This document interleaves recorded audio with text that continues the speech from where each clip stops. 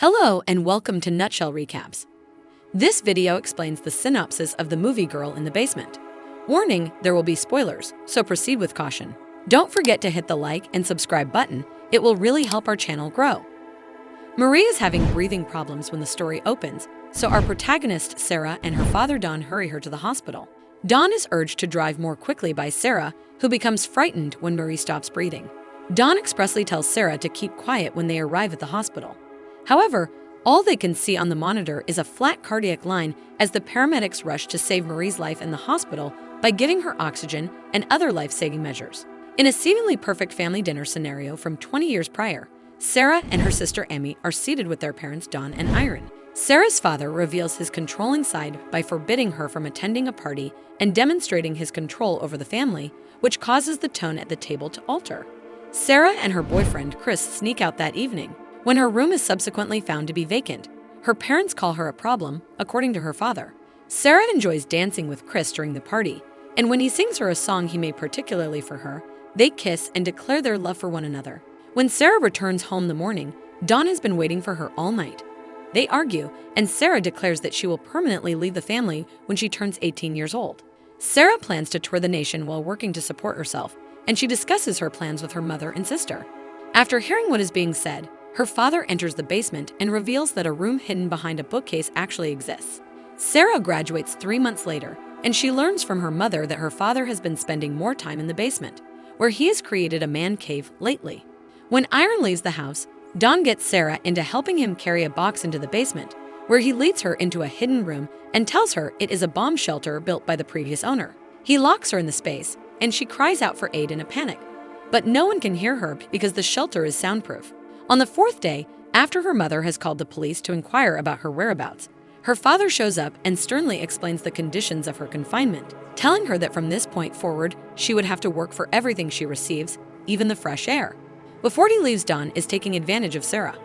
A cop visits the family saying that she has likely left for her planned long trip across the country. Her mother does not believe that Sarah would ever leave home without saying goodbye, especially before her 18th birthday. Alone and afraid, Sarah reminisces about her nights spent with Chris. As the days go by, Chris comes to the house. Don lies to him and tells him that after graduation, Sarah ran away with her childhood neighbor Steve. On the 21st day of captivity in the basement, she celebrates her 18th birthday, and her dad brings her a cake and a red nightgown as a gift. She asks for a clock, and he tells her that she has to do something for him so that he does something for her. When she disobeys him, he beats her. Almost a year after her captivity, she is revealed to be pregnant and her water breaks. All alone, she gives birth to a girl named Marie. 4 years later, Sarah is expecting again, and Don lives a double life, one in the basement with Sarah and her daughter Marie, and the other with his wife Irene and her daughter Amy. Irene wants to employ a private detective since she is still concerned about Sarah's location, but Don adamantly refuses. Don presents Sarah and Marie with a television in the basement as a reward for their excellent behavior.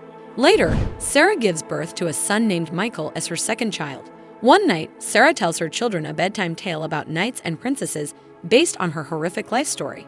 Chris returns to the residence to inquire about Sarah. They discuss about how awful he has always been to Sarah after her sister Amy tells him the truth after finding that Don lied to Chris. Amy worries that Don may have killed her due to his temperamental attitude and history. Sarah creates fictitious experiences for her kids to help them forget about the outside world in order to pass the time. Don is challenged with his lies by Amy and Irene in the interim. Irene, incensed, exclaims that she would do everything in her ability to find her daughter after a terrible fight breaks out. Don accidentally spills his keys on the chair during their altercation. Amy travels to the basement to hunt for hints after obtaining the keys. Don confronts Amy after finding her and getting his keys back. He is to fault for Sarah's absence, since she is furious and terrified of him. Thomas is the name Sarah gives to a second baby boy she has as time goes on. Don is persuaded to take the third baby upstairs by Sarah, who is being kind and composed. She convinces him by telling him that there is no place in the basement for another baby and that she does not have the time to care for it. Irene finds the baby after leaving it on the porch of the house, placed what appeared to be Sarah's handwriting in the baby basket. A touching note. She states that Irene should raise this child because she considers it to be her own. She states that she and her partner lack the resources to care for the infant in the basket in the letter. There comes yet another note from Sarah asking for assistance. Don, regrettably, finds out about it and attacks her once more. As the years in captivity pass, the kids' remarkable imaginations expand the bedtime tale their mother tells them. Since Sarah has been living in the basement for the past 14 years, Marie has developed into a stunning young lady. One night when Dawn expresses interest in her appearance, she attempts cosmetics. Sarah implores Dawn to let her daughter alone so that she will not be attacked. Dawn responds by turning off the electricity that regulates the pure air while struggling for breath. Marie discusses her worries about never making friends and never meeting anyone. We learn from the chat that Marie is unaware that Dawn is both her father and grandfather. Thomas, who is now an adult, discovers his grandma sobbing in his mother's bedroom. Irene talks to Thomas about how much she misses Sarah and how amazing she is. Simultaneously in the cellar, as raindrops begin to fall from the ceiling, Sarah climbs to the top and finds a soggy roof. She uses a spoon to dig her way to the surface, where she flashes a distress signal. When a neighbor reports it to Dawn, who chooses to beat Sarah, who is once more pregnant, instead of looking into it, Sarah loses her unborn child. Sarah gives birth to a stillborn child while she sobs in agony, and Dawn burying the child in the yard. Dawn laments while also praising Thomas for becoming a powerful athlete as he proceeds to the basement. When Marie and Michael inquire when they would be escorted into the outer world, Dawn accuses Sarah of acting badly, saying that she is the reason they are locked down there. Sarah, under pressure from her kids' never-ending inquiries about their lives, screams and destroys all of their furniture in a fit of wrath. Exhausted, she collapses to the ground while recalling her favorite times with Chris. Her kids cover her with a blanket and tidy up the house. They apologize to her, and a moved Sarah says they are mature enough to hear the truth about their existence in captivity. Up until this point, all they knew was that Dawn shared an apartment with their Aunt Irene above to help care for Thomas. I am tired of all the lies Mom tells them, starting with the claim that their favorite bedtime story was inspired by her life. She gently emphasizes that Dawn is not only their father, but also her father. She experiences a serious asthma attack as soon as Marie learns the heartbreaking reality. These days, the kids believe they are flawed in some way.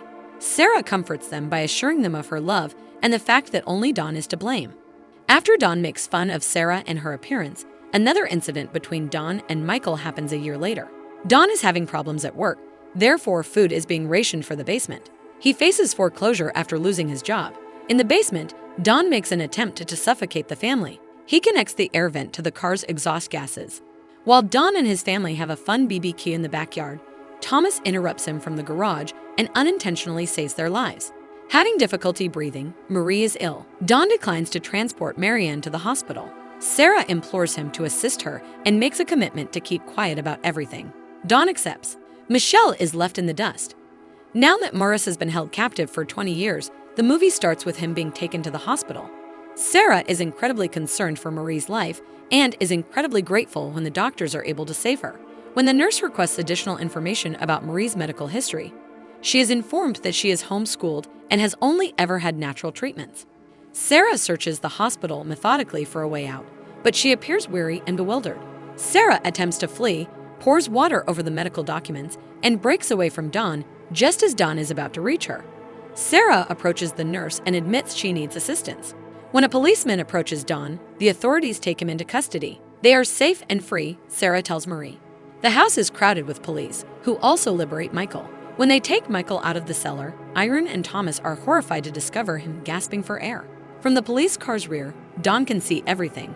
Later on, as Sarah, Irene, and Amy keep watch over them from the porch of the house, Marie, Thomas, and Michael are playing in the countryside. It is a lovely summer day.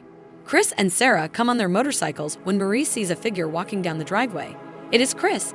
They take a stroll and he regrets not looking for her more and accepting her father's fabrications. When they were preparing to depart on a tour, he gave her a gift, a pink motorcycle helmet that he had purchased for her when she was 18 years old. They embark on their long-awaited motorcycle ride after finally finding happiness together.